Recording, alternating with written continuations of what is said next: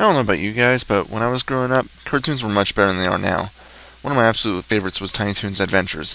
Think Looney Tunes characters as kids, and that's pretty much what you got, and it was hilarious. Come on, who didn't love Baby Plucky? Elevator good than who? Seriously, go YouTube it and tell me he's not adorable. Come on, pause the review right now and go look it up. I'll wait, I promise. You good? Alright, let's continue. Alright, anyway, enough reminiscing. Well, not really, because when I had my NES, there was a game that I used to rent constantly. I'm sure by looking at the video here, you probably know what it is. But yeah, it was Tiny Toons Adventures, and it was your standard platformer. You jumped on heads to kill the baddies, collected carrots for lives, and defeated bosses by jumping on their heads 3 times. Really, head bouncing was a common thing for NES games. You know, think about it. You can probably name about 50 games where you jumped on heads to kill things. Here's the thing though, unlike many other TV-ed games, this was done well. Maybe it's because Konami made it, but the characters look identical to the show, without any sort of alteration that makes them feel wrong. Think of the Simpsons games. The characters were all foobarred. Tiny Toons actually looked good. The graphics were colorful and you'd think it was taken right from the cartoon. The story is that there's some sort of animation festival and Buster wins it. Montana Max, the spoiled, rotten rich kid that always wants to get his way but never does, got mad and lured Babs to his mansion to make her a star. The manual doesn't say kidnapped, but it may as well be that way. So to rescue her, Buster and her 3 other characters, Dizzy the Tasmanian Devil, Plucky the Duck, and Furball the Cat go to the mansion. There's about 14 stages in all, with a secret one as well. The first 4 worlds have 3 stages each. The 5th is Wacky Land, and there's no boss there. The 6th is just 1 level. It's Montana Max's mansion, and he's the boss there as well. The game itself is pretty simple until the final stage. Seriously, it took me longer to beat that last stage than it was to finish the rest of the game. In the beginning of each stage, you can choose who gets to go along with Buster on the journey. As I said, you have 3 choices, and other than Buster, the other 3 have specialties. Plucky can flap his wings to lower his descent. I'd say fly, but that'd be generous. Plucky is also the resident swimmer, and although there's only 1 full-fledged swimming stage in the game, he's the best suited for it, as his controls are the best. While everyone else paddles and doesn't really remain stationary, Plucky can stay in one spot without having to constantly press A to swim upwards. Dizzy, in my opinion, is the least useful. He can't run like the others can, but by pressing B he will spin like a tornado for a few seconds, taking out almost everything in his path. There's only 1 level in the game he's really useful in, the 3rd stage, otherwise known as the forest level. There he can blast through a few of the blocks with his attack. However, due to the design of the stage, I find that Furball, the final character, is best. He jumps farther than the other characters and has one huge advantage: he can climb walls. This is an asset that helps for the second half of the game. You can skip a lot of tricky sections just by climbing up them. To change characters, there's a power-up that you can grab. For example, if you pick Plucky as your second character for that stage, grabbing the power-up as Buster will change you to Plucky and vice versa.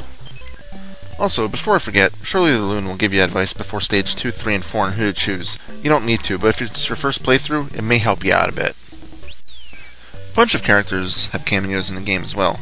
You have your Arnold the Pitbull, the rats who made several appearances, they're pretty much the main enemy, Sweetie the Bird, the crazy doctor whose name escapes me, Elmira, and also a dodo bird. It's really interesting to see how many characters they crammed in, and as I said, they all look incredibly detailed. The only thing that bugs me is that Plucky and Buster both have pastel-colored skin, so they look a little bit off from the rest of the game. The controls are simple: A to jump and B to run or attack, depending on which character you have, and if you're in the water or not. If you run and press down, the character will slide. If you slide, you can actually slide underneath most enemies, which is a necessity in the final stage. Unless you're Dizzy, which means you can just use a tornado to blast through everything. The enemy will just jump over you and they won't give chase. However, be sure not to get up too early. For the most part, it's one hit and you're done, unless you can manage to grab a heart. The heart power-ups are floating in balloons floating around the stages. If you already have a heart, it'll just give you an extra life. The only other things that are found in the balloons is a stopwatch, which brings everything except your character to a halt, and this is only found in 1 stage, and the power-up that allows you to change the active character. The only other item that you collect is carrots. This isn't like most games where if you collect 100 carrots you gain an extra life. Instead, you need to find a door that leads to Hampton. He will give you an extra life for every 30 carrots you grab. The max amount of carrots is 99, so you can only grab 3 extra lives per visit. You can also get an extra life for every 20,000 points. At least I think that's the point count. You can get a maximum of 9 lives. In the middle of the first 4 stages is Elmira. You want to do everything you can to avoid her. If she grabs you, she'll love you and squeeze you and hug you forever. Well, not forever, but you'll be sent back to the beginning of the stage. It won't lose you any lives or anything, but it's a major annoyance, and it's kind of fun to try it out smarter in some of the stages. One of the biggest problems with games coming from movies or TV is that they either butcher the theme song, play it non-stop, or don't even include it. Once again, that's not a problem with this game. You don't hear it on every level, but when you do hear it, it's reenacted very well, and it doesn't get on your nerves.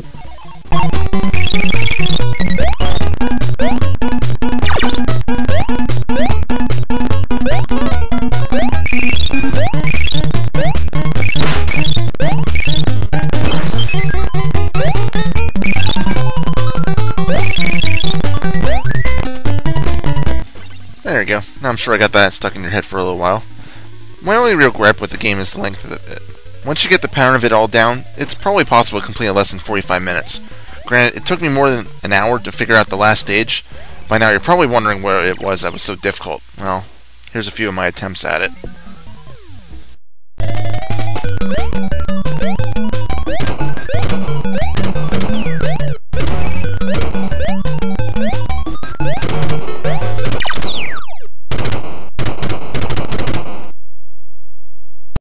I forgot one last thing. One of the best things about this game is when you play as Plucky, you might not want to run full speed at a wall, or this'll happen. Tiny Toons Adventures is a pretty good conversion from cartoon to game. I'd highly recommend it to anyone that enjoys a good classic platformer. My final score? 9 out of 10. This is Reaper, and as always, happy fragging.